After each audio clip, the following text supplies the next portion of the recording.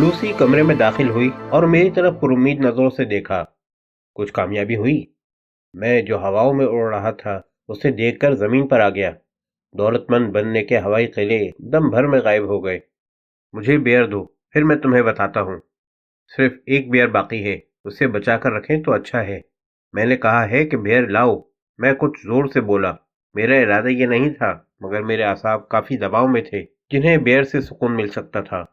Lucy ने चौंक कर मुझे देखा और किचन से बेर लाने चली गई। मैं बंगले से निकला और पाम के दरख्तों के साए में रेत पर बैठ गया। $50,000। मैं बराबर सोच रहा था, क्या ये सच है? मुझे वाकई इतनी रकम मिल सकती है? लूसी बियर का गिलास लेकर आई और मुझे देकर मेरे बराबर बैठ गई। बियर पीकर मैंने सिगरेट सुलगाया। लूसी बड़े गौर से मेरी तरफ देख रही थी। तुम्हारे हाथ कांप रहे हैं, वो बोली। क्या बात है? मैंने उसे बता दिया। उसने दरमियान में मुझे नहीं टोका, खामोश बैठी मेरी बात सुनती रही। मैं खामोश हुआ तो उसने कहा, मुझे यकीन नहीं आता। उसने मुझे 2 बॉन्ड दिखाए थे, जिनमें से हर एक $25,000 का था। कोई शख्स इतनी बड़ी रकम बगैर किसी माकूल वजह के नहीं दे सकता। मैं दे सकता हूँ, $5 लाख बचाने के लिए। तुम्हारे नज़दीक ये कोई माकूल वजह नहीं है? क्या तुम्हें यकीन है कि उसने ऐसी शर्त लगाई होगी? क्यों नहीं, अमीर आदमी बड़ी बड़ी शर्तें लगाते हैं। फिर उसने कहा कि वो शराब के नशे में था। मैं यकीन नहीं कर सकती। बार बार यही मत कहे जाओ, मैंने वो बॉन्ड देखे हैं। मुझे एहसास हुआ कि मैं उस पर चिल्ला रहा हूँ। मुझे अफसोस है, लूसी ने कहा। मैंने भी खुद को संभाला।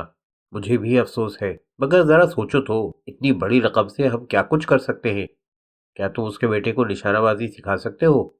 मैंने लूसी को घूर कर देखा। उसके अल्फाज मुझे जमीन पर ले आए थे। बिलाशुबा वो ठीक कह रही थी। क्या मैं उस खंबे को निशानाबाजी सिखा सकता हूँ? मैं जानता था कि $6,000 के लिए मैं ऐसा नहीं कर सकता, लेकिन $50,000 के लिए ये एक मौजज़ा होगा। और सवंटो ने कहा था कि ये मौजज़ात का ज़माना है, ये ज़िंदगी का बेहतरीन चांस है। मैंने जवाब दिया, अगर ये आखिरी काम हो तब भी मैं उसे अंजाम देने की पूरी कोशिश करूंगा। मुझे सोचने दो। 1.5 घंटे बाद मुझे सवंटो को फ़ोन करके अपना फैसला सुनाना है। अगर मैं हाँ कहता हूँ तो मुझे मालूम होना चाहिए कि मुझे क्या कुछ अंजाम देना है। मुझे उसे और अपने आप को यकीन दिलाना होगा कि मैं ऐसा कर सकता हूँ। क्या तुम्हें यकीन है कि तुम इसमें उलझना चाहोगे?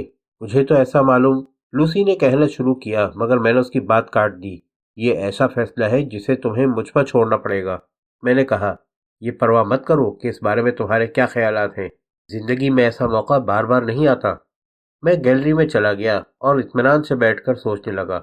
7 बजे तक मैं अपने आप को यकीन दिला चुका था कि मैं सवंटो के $50,000 कमा सकता हूँ।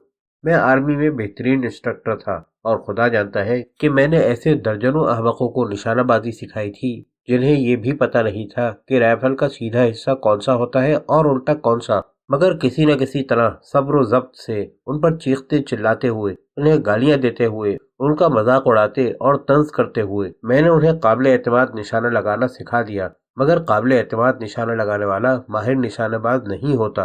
मैं ये बात जानता था, मगर $50,000 मिलने की तवक्को ने मुझे ज्यादा पुरुम्मीद बना दिया था। मैं गैलरी से बाहर निकलकर बंगले पर पहुंचा, जहां लूसी बदस्तूर पेंट कर रही थी। क्या तुमने फैसला कर लिया? उसने पूछा। हाँ, मैं ये काम करूंगा, मगर मुझे तुम्हारे ताउन की जरूरत है। मैंने जवाब दिया। सॉवंटो से बात कर लूं, फिर तुम्हें तफसील से बताऊंगा कि तुम किस तरह मेरी मदद कर सकती हो। मैंने इंपीरियल होटल का नंबर डायल किया। चंद लम्हे बाद सॉवंटो की आवाज उभरी। मैं बेंसन बात कर रहा हूँ। मैंने कहा, कोई वादा करने से पहले मैं ये जानना चाहता हूँ कि तुम्हारा बेटा कितना ताउन करेगा। ताउन? सॉवंटो ने हैरत से कहा। बिलाशुबा वो मुकम्मल ताउन करेगा। वो सूरत हाल समझता है, तो उसे सीखने के लिए हर तरह आमादा पाओगे। मेरा ये मतलब नहीं था। मैं तब ही सिखाऊंगा जब वो आमादगी से भी कुछ ज्यादा का इजहार करे। उसे सख्त मेहनत बल्कि जद्दोजहद करनी पड़ेगी। तुम्हारे 9 दिन किस तारीख को खत्म होते हैं? 27 सितंबर को। ओके, कल सुबह 6 बजे से 27 की शाम तक वो मुकम्मल तौर पर मेरा होगा, जिस्म और रूह के साथ। मैंने कहा, वो खाने, सोने और शूटिंग करने के अलावा कुछ और नहीं करेगा।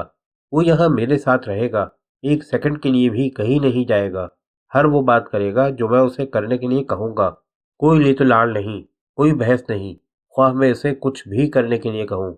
मेरे पास एक इजाफी बेडरूम है, वो उसमें रह सकता है। 27 तारीख की शाम तक वो हर एतबार से मेरा होगा। جب تک وہ ان شرائط پر آمادہ نہ ہو یہ کام نہیں ہو سکتا۔ ساونٹو کچھ دیر خاموش رہا، پھر بولا، یہ تو ایسا معلوم ہوتا ہے جیسے تم ہر قیمت پر میری رقم حاصل کرنا چاہتے ہو۔ بے شک، مگر بدلے میں اس کا پورا نعم البدل بھی دینا چاہتا ہوں۔ میرا بھی یہی خیال ہے۔ ٹھیک ہے، میرا بیٹا کل صبح 6 بجے تک تمہارے پاس پہنچ جائے گا۔ اور میری شرائط کے بارے میں کیا کہتے ہو؟ مجھے منظور ہیں، میں اپنے بیٹے کو بتا دوں گا۔ وہ جانتا ہے کہ یہ معاملہ کتنا اہم ہے۔ اتنا کافی نہیں ہے، میں گارنٹی چاہتا ہوں کہ وہ قطعی طور پر میرا ہوگا، یا پھر یہ بات ختم کر دو۔ میں تمہیں اپنی گارنٹی دیتا ہوں۔ بہت خوب، اب مجھے کچھ رقم کی ضرورت بھی ہوگی۔ مجھے اس کے لیے رائفل اور بے شمار گولیاں خریدنی ہوگی۔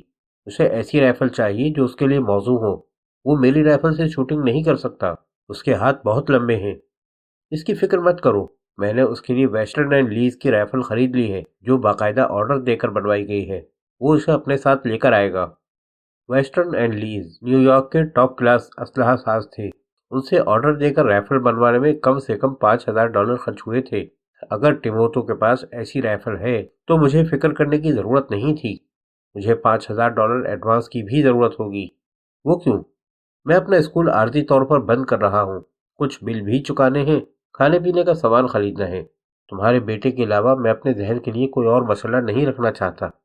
معقول بات ہے، بہت بہتر مسٹر بینسن، تمہیں $5000 مل جائیں گے، ساونٹو نے کہا۔ تو تمہارے خیال میں ٹیموتو بہترین نشانے باز بن سکتا ہے؟ تم خود ہی کہہ رہے تھے کہ یہ معجزات کا دور ہے۔ میں نے اس پر غور کیا اور اب مجھے بھی معجزات پر یقین آ گیا ہے۔ میں تم سے ایک آخری گفتگو کرنا چاہتا ہوں۔ کیا تمہارے پاس کار ہے؟ ہاں۔ تب تم آج رات میرے ہوٹل آؤ، 10 بجے تک، تمہیں رقم بھی مل جائے گی۔ میں نے آنے کا وعدہ کرتے ہوئے ریسیور رکھ دیا۔ لوسی کچن میں سینڈوچز بنا رہی تھی۔ اپنی موجودہ معاشی پوزیشن کے پیش نظر ہم نے فیصلہ کیا تھا کہ کھانے میں صرف سینڈوچز ہی استعمال کیے جائیں گے۔ گزشتہ دن میں نے 4 کبوتر شکار کر لیے تھے۔ لوسی انہی کے گوشت کے سینڈوچز تیار کر رہی تھی۔ ہمیں اگلے 9 دن تک ساونٹو کے بیٹے کو یہاں اپنے ساتھ رکھنا ہوگا۔ مجھے اس کے ساتھ 18 گھنٹے محنت کرنی پڑے گی۔ ہم اسے اپنا خالی بیڈ روم دے دیں تو ٹھیک ہے؟ کیا اسے یہاں رکھنا ضروری ہے؟ لوسی بہت فکر مند نظر آ رہی تھی۔ مجھے اپنے والد کا کہا یاد آ گیا۔ وہ اپنی کامیاب شادی شدہ زندگی پر بہت فخر کرتے تھے۔ ایک مرتبہ ان کے اور والدہ کے درمیان کچھ جھگڑا ہو گیا تھا۔ اس جھگڑے میں میرے والد کو زیادہ باتیں سننی پڑی تھیں۔ جب میں اور وہ تنہا ہوئے تو انہوں نے اپنے دل کی بھڑاس نکالی۔ شاید وہ اپنی ہار کی توجیہ کرنے کی کوشش کر رہے تھے۔ انہوں نے مجھ سے کہا کہ عورتیں بڑی پراسرار ہوتی ہیں، اگر ان کے ساتھ رہنا ہے تو بہت احتیاط سے پیش آنا پڑے گا۔ تم دیکھو گے کہ ایک اچھی بیوی زندگی کا مرکز ہوتی ہے، ہر چیز اس کے گرد گردش کرتی ہے۔ عورتوں کے خیالات ہم سے بہت مختلف ہوتے ہیں، ان کے خیالات کا احترام کرنا چاہیے، مگر ایسے مواقع بھی آتے ہیں جب ہم جانتے ہیں کہ ہم درست ہیں اور ہمیں بہرحال ایک کام کرنا ہے جس پر ممکن ہے وہ آمادہ نہ ہو، تو اس صورت میں 2 باتوں میں سے ایک کی جا سکتی ہے۔ یا تو تم لامتناہی وقت صرف کر کے اسے سمجھانے اور آمادہ کرنے کی کوشش کرو، یا پھر اپنی مرضی بجبر منوا لو۔ دونوں صورتوں میں کام ہو سکتا ہے۔ پہلے طریقے سے اسے احساس ہوگا کہ تم اس کی رائے کو بھی اہمیت دیتے ہو، مگر یہ کہ اس کی رائے غلط ہے، اور دوسرے طریقے سے ثابت ہوگا کہ گھر میں باس تم ہی ہو، تمہاری بات ماننا ضروری ہے۔ اور یہ بات اچھی طرح سمجھ لو کہ عورت اپنے شوہر کو باس دیکھنا پسند کرتی ہے۔ میرے پاس لوسی کو اپنی بات سمجھانے کا وقت نہیں تھا، چنانچہ مجھے ایک باس کا رویہ اختیار کرنا پڑا۔ ہاں، اس کا یہاں آنا ضروری ہے، میں نے زور دے کر کہا۔ ہمیں $50,000 کمانے کا موقع مل رہا ہے۔ جب تک وہ یہاں آ کر نہیں رہے گا تو ہمیں یہ رقم نہیں ملے گی۔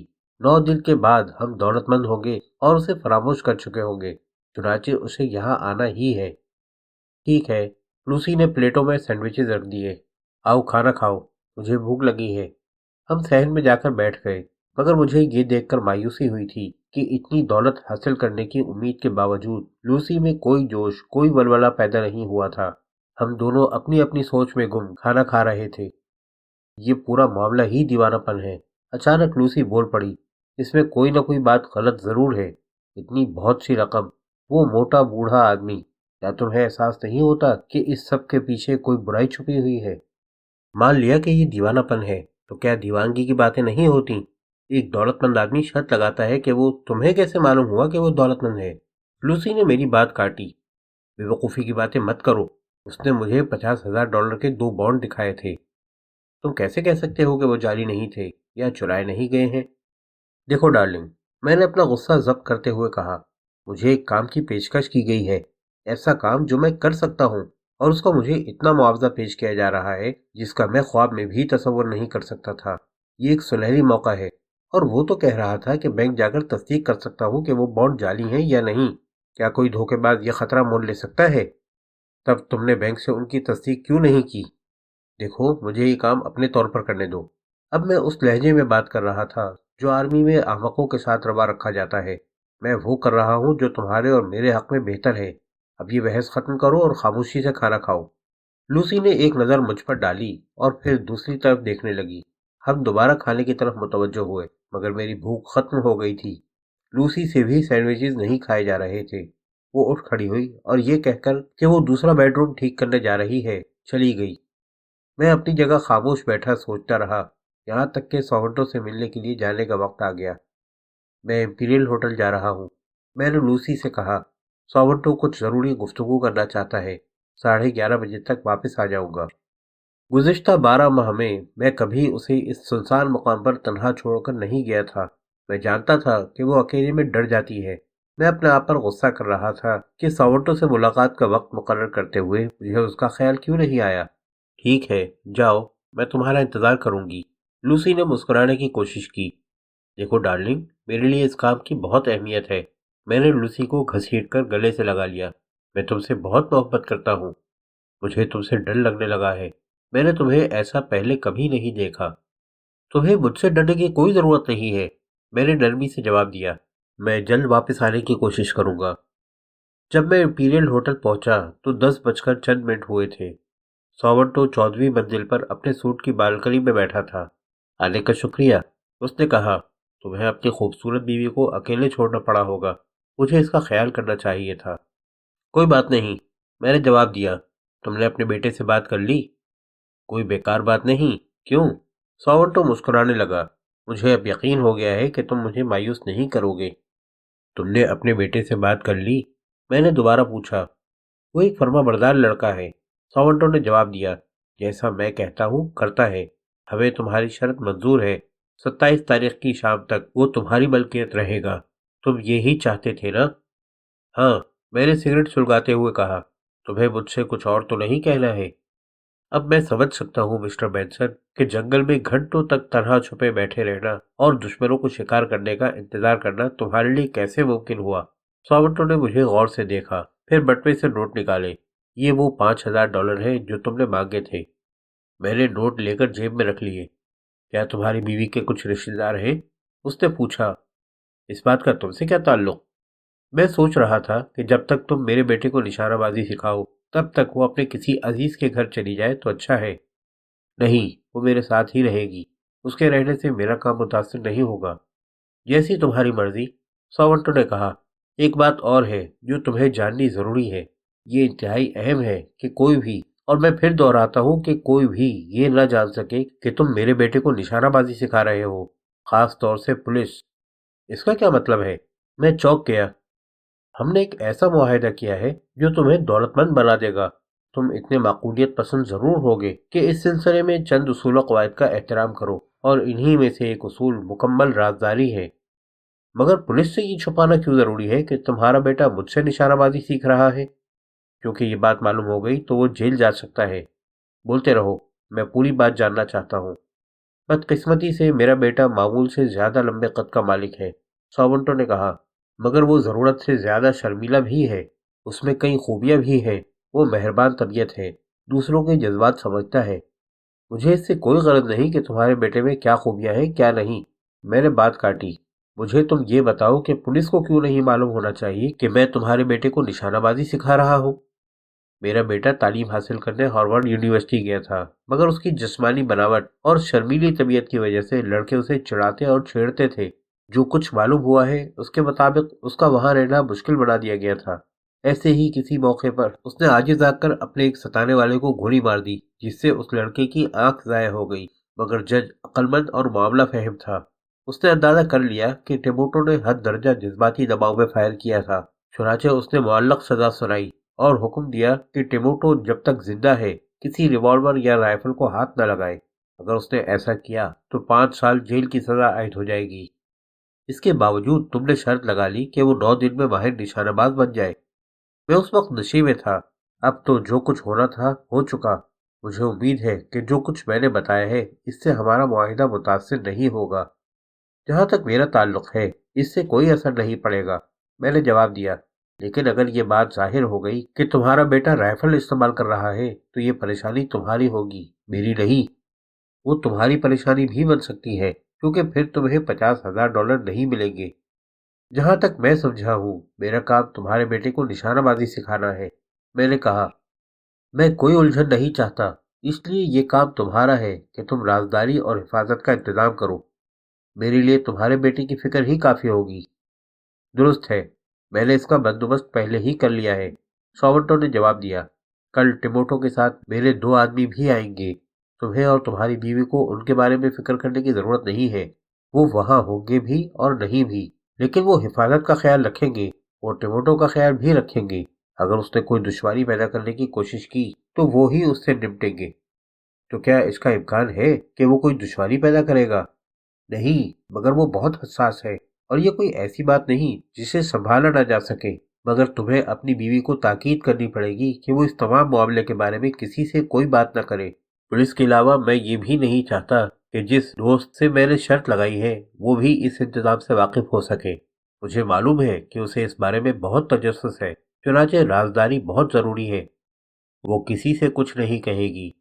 بہت اچھی بات ہے۔ ساونٹو کھڑا ہو گیا۔ تو پھر اب کل صبح 6 بجے ٹیموٹو تمہارے پاس پہنچ جائے گا۔ ہاں، ایک بات اور۔ اس نے ایک میز کی دراز سے بڑا سا لفافہ نکالا۔ یہ تمہارے لیے ہے، میری جانب سے اعتماد کی علامت کے طور پر۔ اس نے لفافہ مجھے دے دیا۔ یہ تمہارا حوصلہ بڑھانے میں بھی مدد دے گا، مگر ظاہر ہے کہ تمہیں اسے کمانا پڑے گا۔ میں نے لفافہ کھول کر دیکھا۔ اس میں $25,000 کا ایک بانڈ رکھا تھا۔